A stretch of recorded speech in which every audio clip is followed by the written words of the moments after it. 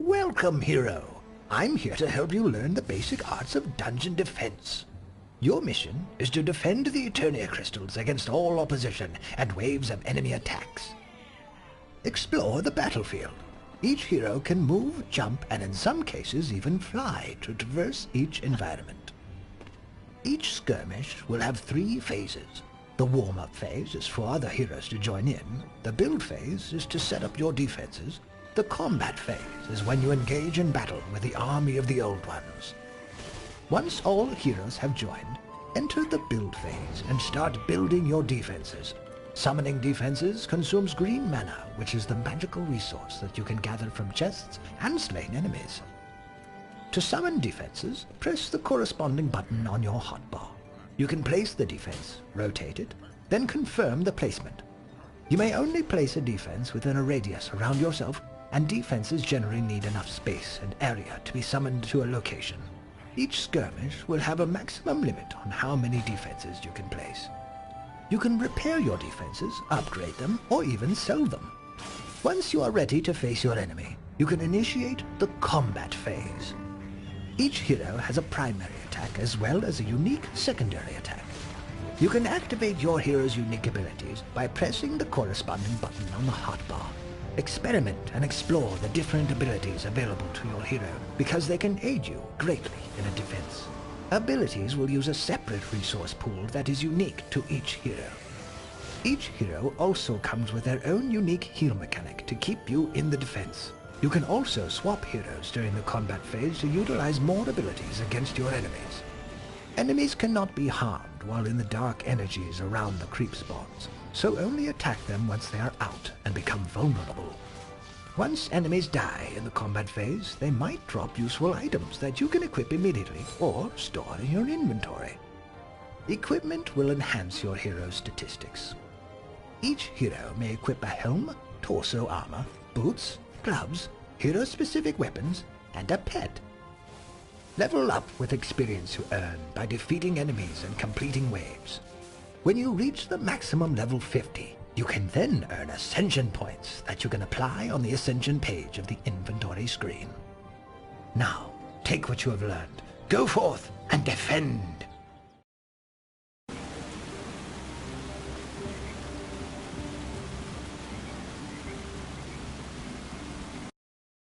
This lesson will teach you the more advanced arts of dungeon defense. Before you construct your defense, make sure to take a note of the color coding on the billboards over the creep spawn. The darker the shade of red, the more threatening that lane of enemies will be.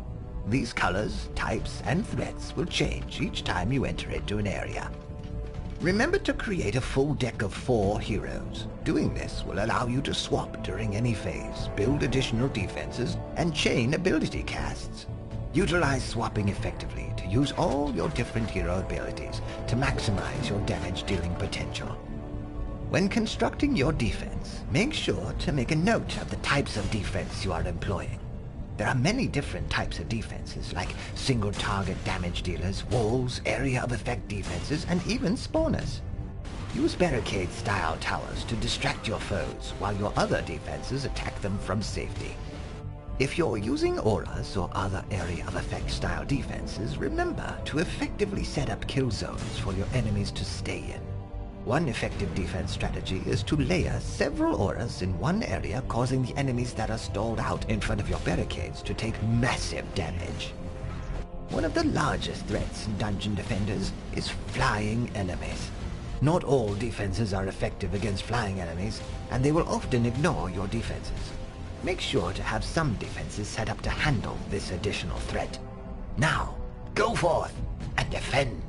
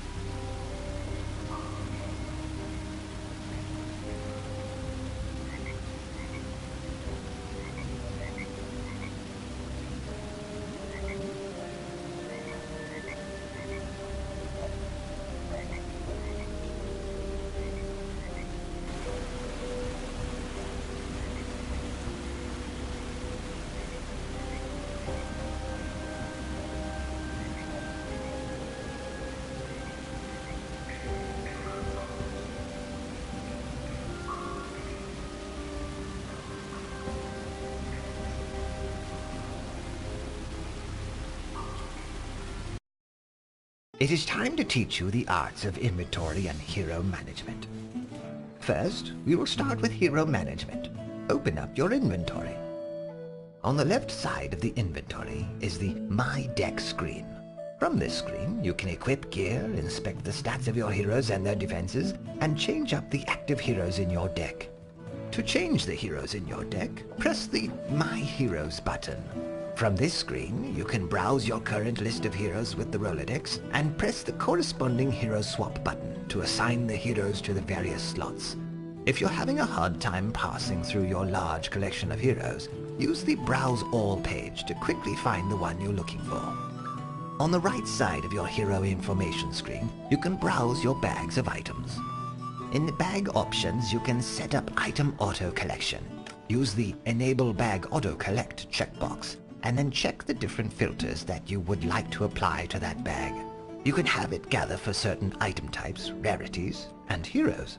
You can also change the icon of the bag and give it a custom name to your liking. You can also set a bag to automatically sort the items that are listed in it. Press the Auto Sort checkbox, and items will be sorted by type, rarity, and stat power for you. On the far right is a separate tab that can be extremely useful to heroes. The Filter Bag. This bag can be used to quickly search through your entire inventory for items in a variety of ways. Sort by recent loot, certain types, rarities, and certain stats. Now, go forth and defend!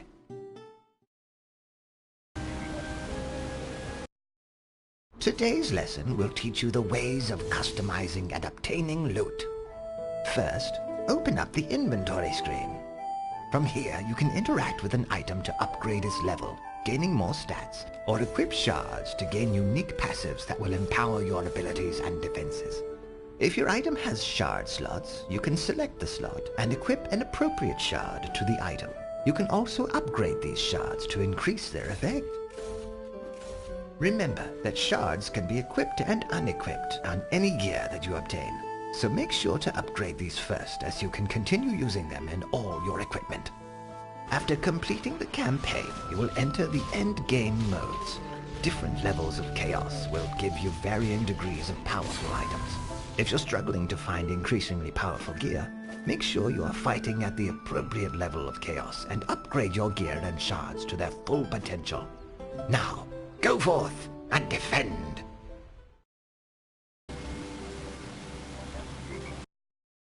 Today's lesson will discuss the trials. Once you complete the campaign, you will be able to enter the trials. There are many different levels of trials, and each will bring a new threat that will make you change up your defenses. In Chaos 1, Vanguard Goblins will start appearing into the waves of enemies. Their fortified shields can absorb any projectile that strikes them. Remember this when formulating your defensive strategies. Other levels of Chaos will present additional threats where certain defenses will be less effective in countering. Figure out their weaknesses and conquer these new foes. With greater challenge comes greater reward. Some of the most valuable shards and equipment available to you come from higher levels of Chaos. Now, go forth and defend!